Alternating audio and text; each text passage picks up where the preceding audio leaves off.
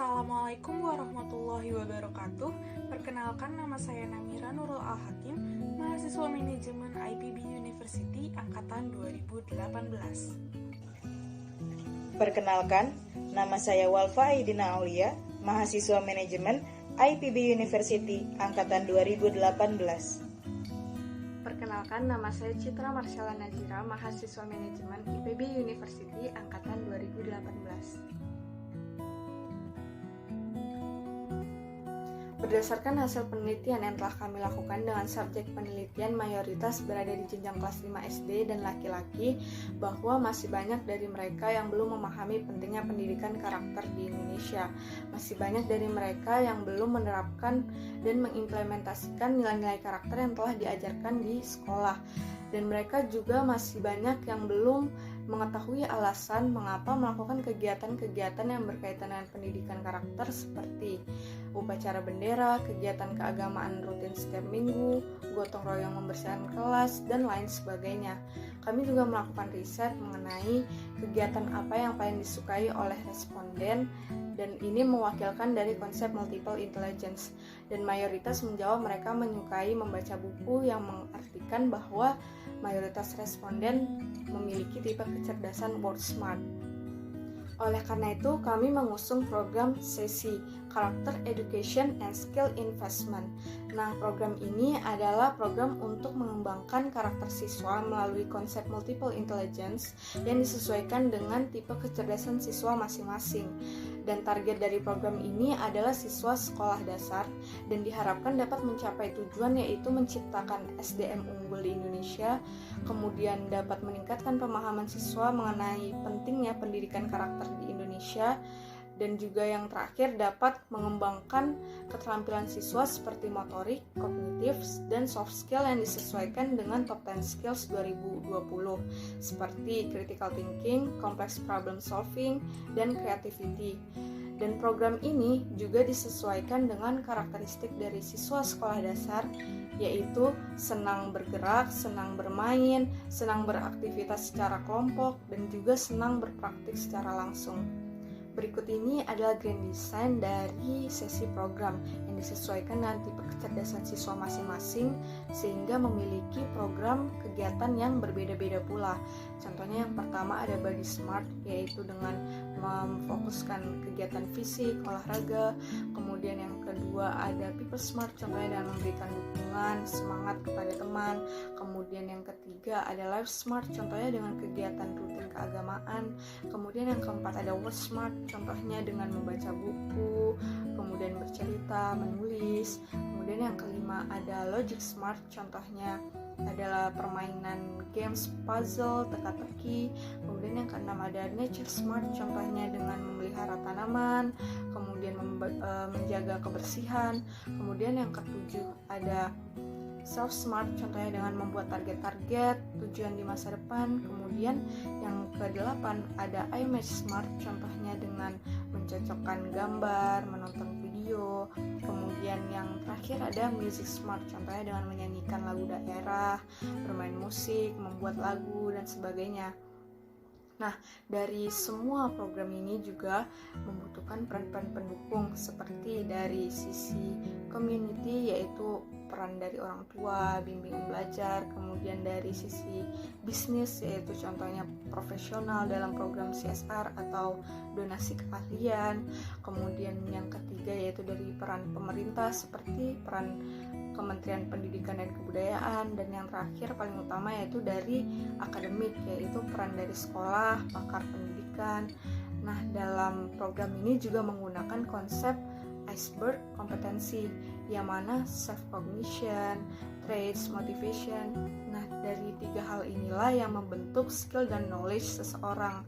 Nah, dalam program ini juga mengutamakan nilai-nilai karakter yang telah ditetapkan oleh pemerintah Indonesia, yaitu ada 5: nasionalisme, religius, dan juga integritas, kemudian kemandirian, dan juga gotong royong.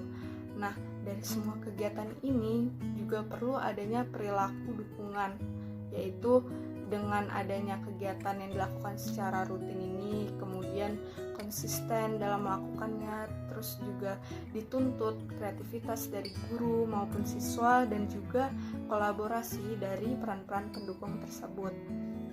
Selanjutnya yang paling utama adalah sesi diskusi.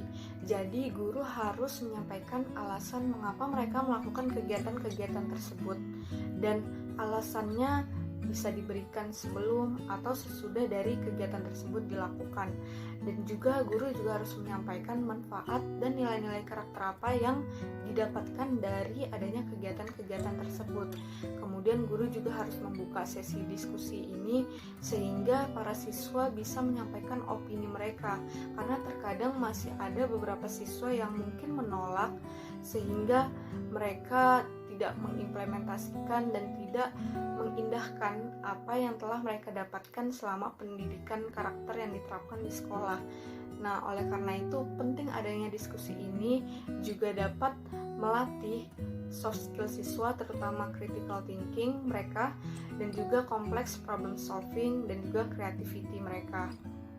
Selanjutnya kami mengklasifikasikan metode yang digunakan antara kelas 1 sampai 2 SD dengan kelas 3 sampai 6 SD. Jika pada kelas 1 sampai 2 lebih menuntut kreativitas dari gurunya dan masih lebih banyak mendapatkan bimbingan dari guru, sedangkan pada kelas 3 6 SD lebih menuntut kreativitas dari siswa itu sendiri. Dan juga mereka dituntut untuk lebih mandiri dan juga kreatif serta complex problem solving. Contohnya dengan menggabungkan beberapa kegiatan yang memiliki nilai-nilai karakternya tersendiri dalam satu waktu. Sedangkan pada kelas 1 sampai 2 SD mungkin hanya satu kegiatan dalam satu waktu dan hanya satu nilai karakter yang difokuskan. Nah, contohnya untuk kegiatan pada kelas 1 sampai 2 SD seperti guru yang menampilkan video atau memberikan bahan bacaan sebelumnya kepada siswa, kemudian siswa harus mencocokkan gambar atau kata-kata yang sesuai dengan video atau bahan bacaan yang dibaca dan ditampilkan sebelumnya. Nah, cara lainnya yaitu dengan guru yang menampilkan foto atau gambar yang menggambarkan orang dalam situasi atau kondisi tertentu, kemudian siswa diminta untuk mengucapkan kata-kata yang bisa menggambarkan dari foto tersebut, mengucapkan semacam kata-kata yang bisa memberikan rasa empati kepada orang yang ada di gambar tersebut. Nah, setelah kegiatan-kegiatan ini tersebut, yang paling utama adalah sesi diskusi. Nah, guru harus menyampaikan apa makna dari kegiatan ini dilakukan, manfaat apa yang mereka dapatkan, dan nilai karakter apa yang didapatkan sehingga mereka bisa paham dan bisa mengimplementasikannya dengan baik ke depannya. Selanjutnya, kita juga bisa mengadaptasi metode pendidikan karakter yang diterapkan oleh negara maju seperti Jepang yang menerapkan post-it terima kasih, kemudian ada gotong royong, membuat peta lingkungan, membuat koran ditulis tangan, kemudian membuat tujuan-tujuan untuk masa depan, mengasah empati, dan sebagainya. Nah, dari sini kita bisa mengadaptasi metode post-it terima kasih dan juga metode koran ditulis tangan untuk metode kelas 3 sampai 6 SD yang diintegrasikan dalam sebuah metode window shopping, yaitu metode berkeliling pos. Jadi siswa akan diminta untuk membentuk suatu tim yang beranggotakan 5 orang dan setiap tim akan membuat suatu karya dalam sebuah karton. Nah, dari sini mereka bisa melatih kreativitas dengan membuat semenarik mungkin, sekreatif mungkin, bebas, yang berkaitan dengan tema dari nilai-nilai karakter yang ingin diajarkan yang telah ditentukan oleh guru tersebut. Bisa berupa nasionalisme, integritas, kemandirian, dan lain sebagainya. Nah, kemudian dari kelima orang tersebut akan dibagi lagi. 2 orang akan menjaga posnya sendiri dan menjelaskan karyanya kepada para pengunjung dari kelompok lain, dan 3 orangnya akan berkeliling mengunjungi pos-pos dari kelompok lainnya dan mencatat apa hal-hal yang mereka dapatkan dari pos-pos kelompok lain. Nah, setelah itu ketika mereka berkunjung, mereka akan mendapatkan kuis. Nah, ketika mereka mendapatkan kuis, mereka harus menjawabnya dengan benar. Dan jika bisa menjawabnya dengan benar, mereka akan mendapatkan suatu stiker sebagai bentuk reward yang harus mereka kumpulkan. Nah, dari kuis ini bisa berupa games, bisa berupa mencocokkan gambar, atau kata-kata, dan lain sebagainya yang berkaitan dengan karya yang telah dijelaskan oleh 2 orang yang menjaga pos tersebut. Nah, kemudian setelah stiker-stiker tersebut dikumpulkan, kemudian mereka akan berlanjut ke pos-pos lainnya. Namun sebelum itu mereka harus membuat suatu post-it yang diberikan kepada pos yang telah mereka kunjungi, berupa post-it terima kasih atau post-it mengenai kata-kata yang bermakna menghargai karya dari kelompok tersebut. Nah, kemudian dari stiker-stiker tersebut yang telah dikumpulkan akan diberikan kepada guru. Nah, guru akan menilai mana kelompok yang paling terbanyak mendapatkan stiker. Nah, bagi kelompok yang memiliki stiker terbanyak, mereka lah yang akan diberi hadiah dari guru tersebut. Dan kemudian dari kelima orang tersebut, 3 orang yang telah berkeliling, mereka akan berdiskusi dengan 2 orang yang menjaga pos untuk berbagi mengenai informasi apa yang telah mereka dapatkan. Nah, setelah berdiskusi, maka dibukalah sesi diskusi antara guru dan siswa seluruh kelompok tersebut. Jadi guru akan menjelaskan mengenai makna atau manfaat yang mereka dapatkan atau mengapa mereka harus melakukan kegiatan tersebut atau manfaat apa yang mereka dapatkan dari kegiatan window shopping ini. Nah, dari sini bisa menekankan pemahaman, juga bisa meningkatkan makna dari pendidikan karakter itu sendiri, sehingga para siswa juga bisa selalu mengingatnya juga karena kekreatifan tersebut dan juga kemenarikan tersebut, sehingga mereka bisa mengimplementasikannya ke depannya dengan baik. Kesimpulan dari presentasi kami adalah yang pertama, sesi program menjadi solusi untuk mengatasi permasalahan pendidikan karakter di Indonesia. Yang kedua, program ini menggunakan konsep multiple intelligence melalui kegiatan berolahraga, bermain musik, membaca buku, bermain games, dan lain sebagainya.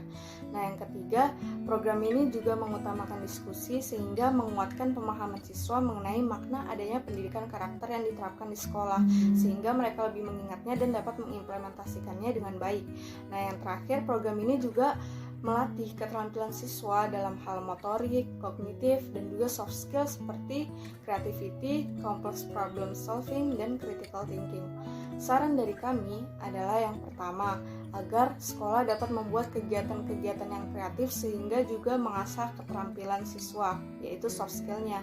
Nah, yang kedua, agar sekolah dapat menerapkan kegiatan dari sesi program ini secara rutin sehingga tujuan dari adanya sesi program ini bisa tercapai. Dan yang terakhir, agar pemerintah memberikan pelatihan kompetensi bagi guru dan tenaga pendidik dan juga pemerataan dari penyediaan guru dan tenaga pendidik di seluruh Indonesia. Sekian presentasi dari kami. Wassalamualaikum warahmatullahi wabarakatuh.